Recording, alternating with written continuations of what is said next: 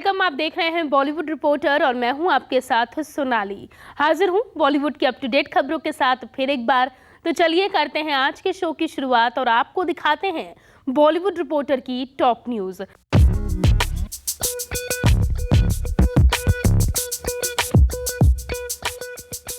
मुश्किल में फंसी जैकलीन फर्नांडिस, एक्ट्रेस की 7 करोड़ से भी ज्यादा की संपत्ति हुई सीज।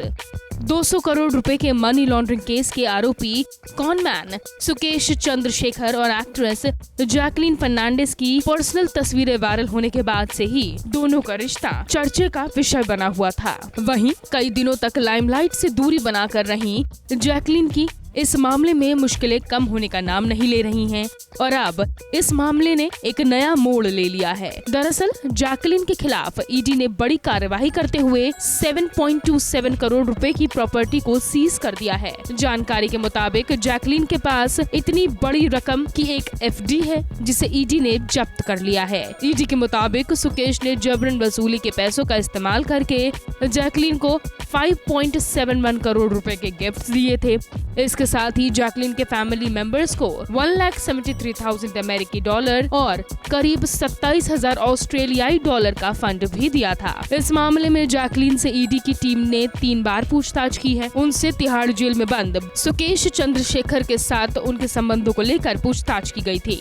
ईडी के पास एक्ट्रेस के खिलाफ कई सबूत भी मिले हैं। उनके खिलाफ ईडी ने लुकआउट नोटिस जारी किया है। 5 दिसंबर 2021 को देश से बाहर जाने की कोशिश करते हुए भी जैकलीन को मुंबई एयरपोर्ट पर रोक लिया गया था। ईडी के सोर्सेज की माने तो एक्ट्रेस और कॉनमैन सुकेश चंद्रशेखर के बीच काफी क्लोज रिलेशन थे और वो एक्ट्रेस पर पानी की तरह पैसे लुटाया करते थे। चंद्रशेखर ने एक्ट्रेस को गोल्ड और डायमंड ज्वेलरी, इम्पोर्टेड क्रॉकरी दी थी। इनके अलावा 52 लाख रुपए का एक घोड़ा और 9 लाख की 4 पर्शियन बिल्ली भी गिफ्ट की थी। जैकलीन के लिए सुकेश ने कई चार्टर्ड फ्लाइट्स बुक की थी। ईडी सूत्रों के मुताबिक चंद्रशेखर ने एक्ट्रेस पर करीब 10 करोड़ रुपए खर्च किए थे।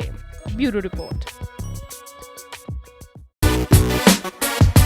भाषा विवाद में अब कंगना रनौत ने भी मार ली है धाकड़ एंट्री। अजय देवगन, किच्चा सुदीप, राम गोपाल वर्मा और सोनू सूद के बाद अब कंगना ने भी राष्ट्रीय भाषा को लेकर रखी है अपनी राय। ना हिंदी, ना तमिल, ना तेलुगु, ना मराठी और ना ही गुजराती। कंगना ने किया है संस्कृत का समर्थन। जी हाँ, देश में भाषा विवाद बड़ा होता जा रहा है। जैसा कि सब जानते हैं कि बीते दिनों अभिनेता किच्चा सुदीप का एक बयान सुर्खियों में छा गया था, जिसमें उन्होंने हिंदी भाषा को राष्ट्रीय भाषा मानने से इनकार कर दिया था, जिसके जवाब में अजय देवगन ने भी उन्हें खूब खरी खोटी सुनाई थी। वहीं किच्चा सुदीप ने भी जमकर उनसे बहस की थी। हालांकि बाद में सुदीप और अजय की बीच छिड़ी बहस तो बेहद शांति के साथ खत्म हो गई, लेकिन भाषा विवाद का मुद्दा अभी भी तूल पकड़े हुए है। हिंदी हमारी राष्ट्रीय भाषा होनी चाहिए या नहीं, इस मुद्दे पर तमाम लोग अपनी राय रख रहे हैं और अब इस लिस्ट में कंगना रनौत की भी एंट्री हो गई है।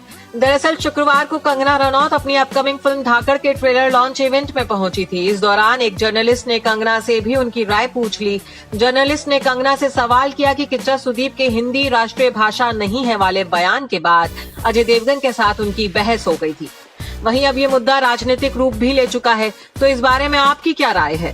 अब ये तो सब जानते हैं कि मुद्दा चाहे कितना भी कंट्रोवर्शियल क्यों ना हो, कंगना से उनकी राय पूछी जाए तो वो अपने विचार रखने से पीछे नहीं हटती हैं। इस बार भी ऐसा ही हुआ। भाषा मुद्दे पर कंगना ने धाकड़ अंदाज में अपना पक्ष रखा और ना हिंदी, ना तमिल, ना कन्नड़ बल्कि संस्कृत भाषा को अपना समर्थन दे डाला। सुनिए। We are a country of lot of diversity on languages and cultures, you know. And हर एक का एक जन्म सिद्ध अधिकार है कि वो अपने, चाहे मैं पहाड़ी हूँ, मैं अपने कल्चर पे, अपनी लैंग्वेज पे गर्व महसूस करूँ। लेकिन हमारा जैसे देश है, to make it one unit, हमें कोई तो थ्रेड चाहिए ना, to run through it, right. अगर हमें कॉन्स्टिट्यूशन को कहा जाए, अगर हमें कॉन्स्टिट्यूशन का सम्मान करना है, तो जब इन लोगों ने बनाई तो हिंदी को राष्ट्रभाषा बनाया।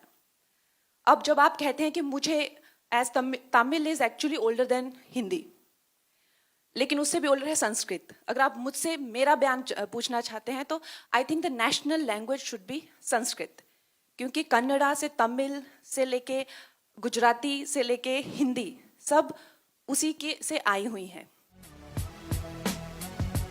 कंगना ने साफ कहा कि भारत में अलग अलग जाति, प्रांत और भाषा के लोग हैं। उन्हें एक डोरी में बांधने के लिए कोई एक कड़ी होनी चाहिए। अगर हमें संविधान का सम्मान करना है तो हमारे संविधान ने हिंदी को राष्ट्रीय भाषा बनाया है। वहीं तमिल हिंदी से पुरानी भाषा है, लेकिन उससे भी पुरानी है संस्कृत भाषा। इसके आगे अपनी बात रखते हुए कंगना ने कहा कि उनके विचार से संस्कृत भाषा को राष्ट्रीय भाषा बनाया जाना चाहिए, क्योंकि संस्कृत ही सभी भाषाओं की जननी है।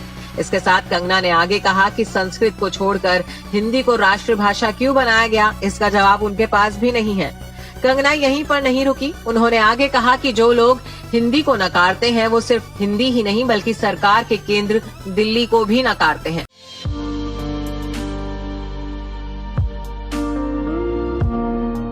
साल 2022 के अभी 4 महीने ही गुजरे हैं, लेकिन इन 4 महीनों में बॉलीवुड के कई महान कलाकार दुनिया को अलविदा कह गए हैं।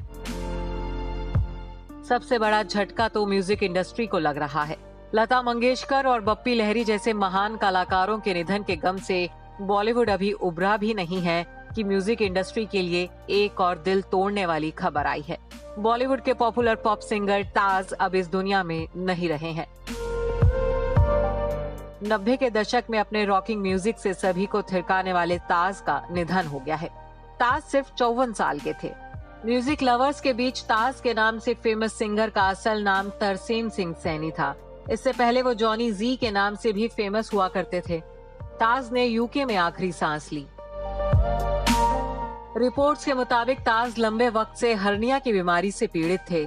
साल 2019 में उनका हर्निया का ऑपरेशन होना था, लेकिन कोरोना वायरस महामारी के चलते उनका ये ऑपरेशन टाल दिया गया था। जैसे जैसे वक्त बीतता गया, उनकी हर्निया की बीमारी ने गंभीर रूप ले लिया, जिसके चलते सिंगर कोमा में भी चले गए थे। सिंगर की बिगड़ती तबीयत की खबर ने हर किसी को तब सकते में डाल दिया था। हालांकि ताज ने हिम्मत नहीं हारी और इस साल वो मार्च में कोमा से बाहर भी आ गए थे। सभी को लगा कि अब ताज रिकवरी कर रहे हैं और जल्द ही पहले की तरह अपनी नॉर्मल लाइफ में लौट आएंगे। ताज के कोमा से बाहर आने के बाद उनकी फैमिली की तरफ से एक स्टेटमेंट जारी कर इस खबर की पुष्टि भी की गई थी, लेकिन महज 5 हफ्तों के भीतर ही हालात पूरी तरह से बदल गए। सभी की उम्मीदों और अपने चाहने वालों का दिल तोड़कर ताज इस दुनिया को छोड़कर चले गए हैं। 29 अप्रैल को ताज ने आखिरी सांस ली। 90 के दशक के सेंसेशनल सिंगर के निधन की अचानक आई खबर ने हर किसी को झकझोर दिया है। ताज के तमाम फैंस सोशल मीडिया के जरिए अपना दर्द जाहिर कर रहे हैं और सोशल मीडिया पोस्ट के जरिए दिवंगत सिंगर को श्रद्धांजलि दे रहे हैं।